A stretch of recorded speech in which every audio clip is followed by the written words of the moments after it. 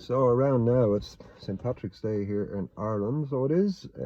Happy St. Patrick's Day to you all. I hope you had a great weekend. I really do. But I want to talk to you a little bit about it. So it's a funny thing. What's probably coming up to half five now, 6 o'clock here, and a lot of people would have had a great time. No doubt about it. Out celebrating a few drinks here and there and stuff like that.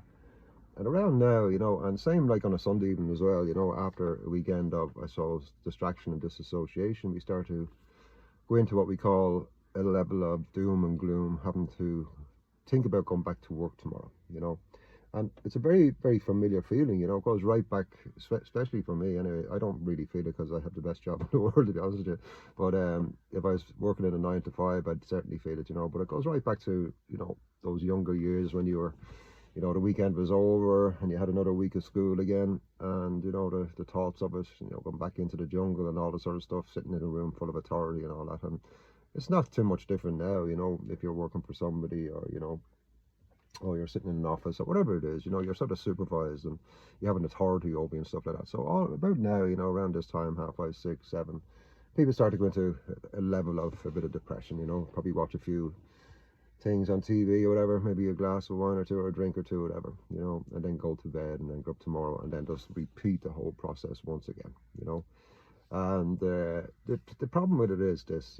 So Monday you're in work and you're sort of paying the price now of, I suppose, maybe probably eating too much, drinking too much, or whatever else you did too much of, probably paying the price of it, feeling, a bit of doom and gloom. The week seems like I'm, forever and stuff like that. And then we started to think, oh, sure, look, I'll be happy at, when I finish work this evening or whatever time you finish, or I'll be happy when it gets to Friday, or I'll be happy when the football's on tonight, okay? And there's a bit of a problem with that, because if you have to wait for something to trigger to be happy, well, then it suggests that you're not happy all the time. And I know that sounds crazy. You're probably saying, who is, and you're right.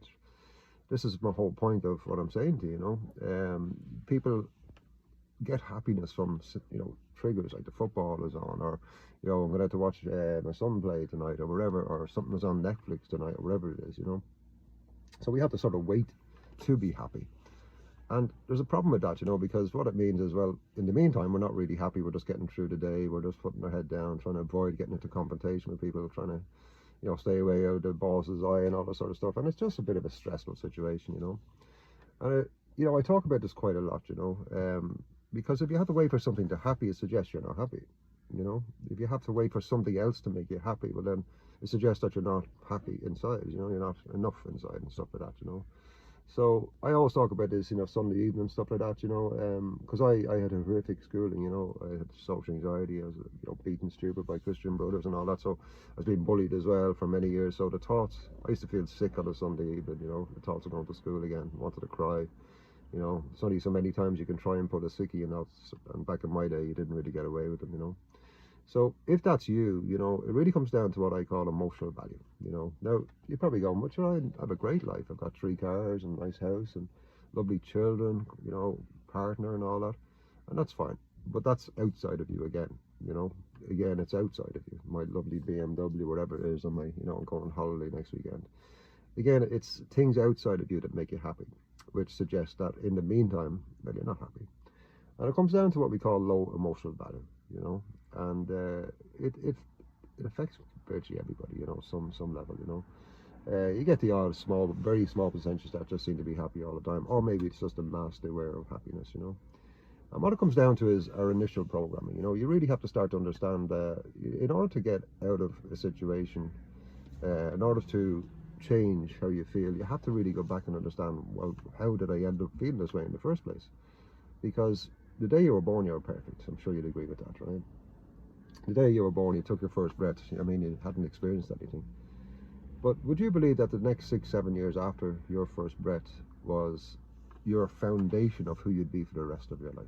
Okay, your blueprints as such. Now we sort of venture and we go off our blueprint and we do little things here and there, but it always comes back to the same blueprint.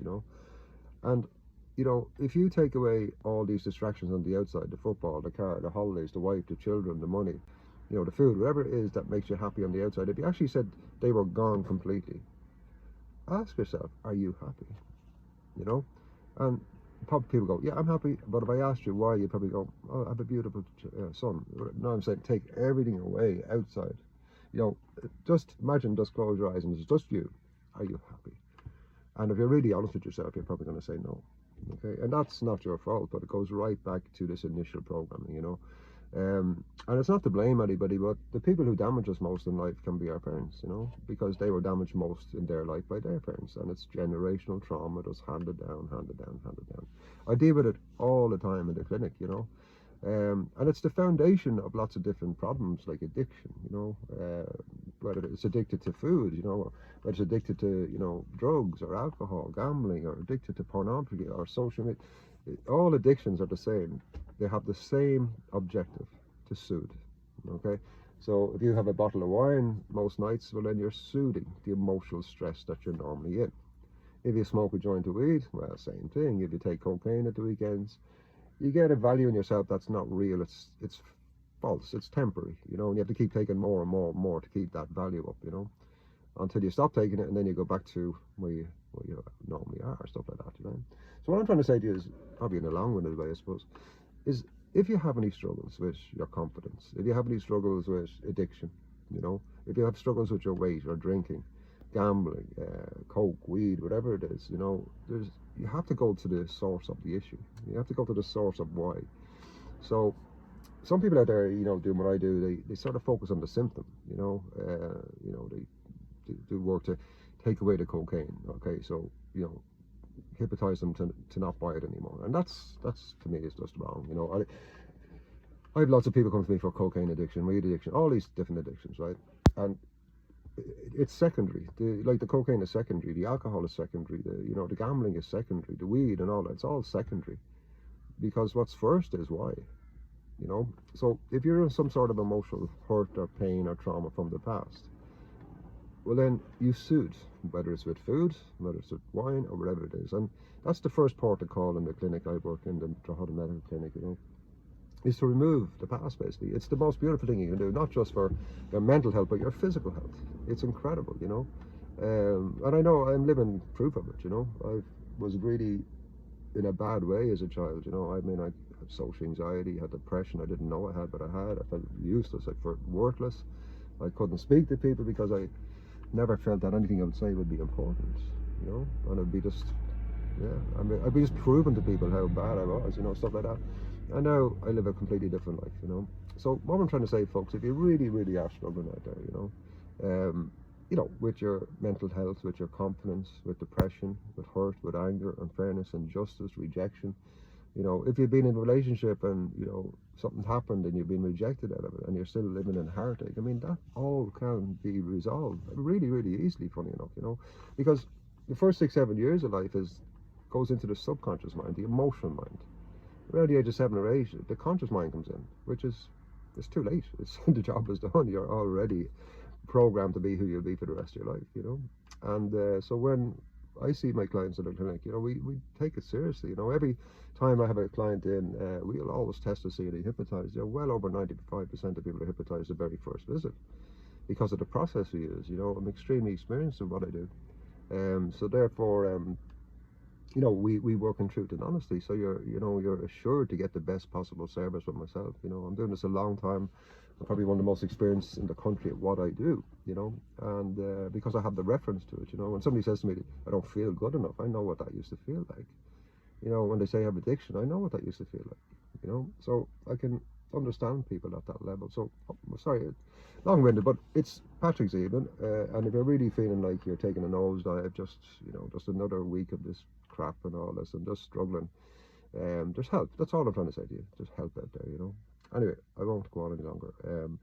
If you want to find out more, if you want to get in touch with me, you get my phone number in the bio there. You can send me a WhatsApp message, and you know, because I'm away this weekend, but it's difficult for me to take calls because I'm in session after session all week, you know, 5 days a week. So, but send me a message on WhatsApp if you need some help or some advice or some information, and I'll do my best to do that for you.